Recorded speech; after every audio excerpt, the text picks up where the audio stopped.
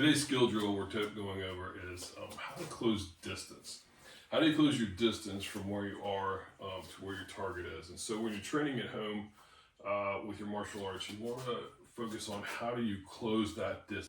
Hey there, my name is Mark Roscoe. I'm the senior instructor here at the Karate Academy.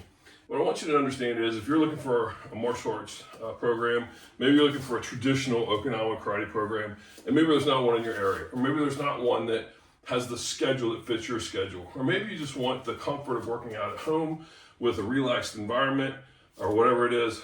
With that, we just want to invite you to take a look at our online martial arts program. You can find it in the link below, in the description below as well. And we offer a free class, a free course. It's 7 lessons, and so you can take those 7 lessons, kind of see how the course is laid out. And so I invite you to sign up for the free introductory offer. That's also in the description below. And check us out, see if online martial arts is for you. We'd love to have you training with us. We have students from all over the world, and we've had over 1,000 students join our program over the last 10 years. And so if you'd like to be a part of our program, we'd love to have you.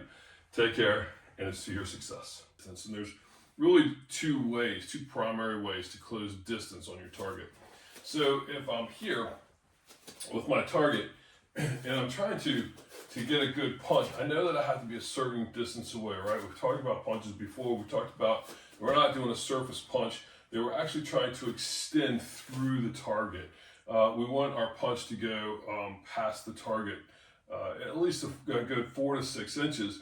So when we strike the target, we want to make sure that we have enough strike to where we can actually drive that punch into the target and drive through the target.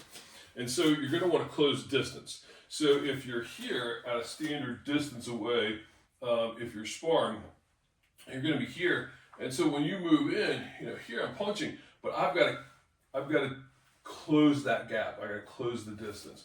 And so how do I do that? How do I close that distance? Well, 2 primary ways. The first one is simply you're going to do a pivot on the front foot and then step into and strike. So you can move 2 movements here, boom, and you can just step in, and so you're striking off of from the rear foot here, and then stepping through to the front foot. You can close that distance pretty quick. But a faster way, especially during sparring, is to push that distance here. So you're going to just do a push move going forward. A couple of things you want to remember when you're doing this, however, is you do not want to raise your center of balance. So when you're coming in for your punch, you don't want it to look like this. Okay, I'm over exaggerating obviously, but you're trying not to get that height. You want to keep on a level plane. You want to come straight into the target. You want to clear that distance. So to do that, make sure that you're keeping your knees bent. You're in a ready position. You're going to simply raise your front foot, again, slightly off the deck. You're not going to raise it way up in the air. You're just going to raise it slightly and allow it to glide over the top of the deck.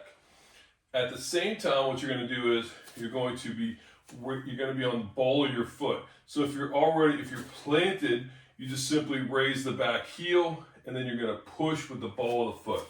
Remember, the ball of the foot is that part right here behind your toes. And so when you're pushing off, you're going to raise that and push at the same time. Okay? So you're going to move into the target. Boom. Here. Close that distance quick. Again, slightly different than the stepping. You're going to step in here. Boom. More solid, stronger foundation. And probably if I was outside of the ring, outside of a sparring match, I'd probably choose the step. Because the step is going to give you power all the way through. I'm just gliding that back foot straight through my step. And I'm going to close that distance from here, and I've got the strike all the way through. But in a quick jab, you're going to raise that front foot, glide in, striking still with the same foot that is forward, pushing it off. So again, from this direction, you're going to see it. I'm coming in, I'm gliding in, keeping that same balance, keeping that same plane of height. I do not want to come up out of my stance and then back down. I want to come straight in. So I'm going to glide with my front foot, and I'm going to push off with my back foot. So I'm going to raise that back heel just slightly. I'm going to push in. Chances are, if you're sparring, you're already going to be on your balls of your feet quite a bit. So you're already going to be a little bit up with that back foot, ready to spring forward to get that fast jab in. So closing distance. Those are your two primary ways of closing distance. So when you're practicing at home, practice that. You can practice with a wall. Just don't punch holes in the wall. But you can practice with a wall or a bag or anything that you can see where you're closing that distance from here to here. Getting that general idea of how close do you have to be to deliver a solid strike.